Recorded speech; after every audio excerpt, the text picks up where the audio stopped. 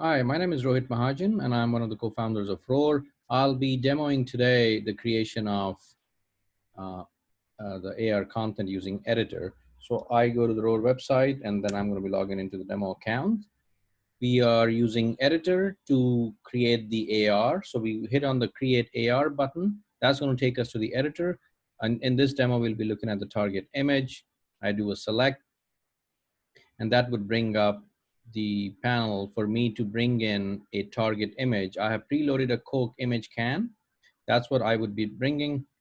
And I would say use this marker. It's processing marker. At this point, what it's doing is checking the quality of the marker. It's going to come back. And now, in the next step, I will be able to attach different contents to this marker. So I would attach a video, and I have already been on YouTube. I'll capture the URL link. I would paste that here. What I could do is I could expand the size of the video on the Coke. I would do one more item. I would bring a call to action button. Let's say we want to bring in Facebook.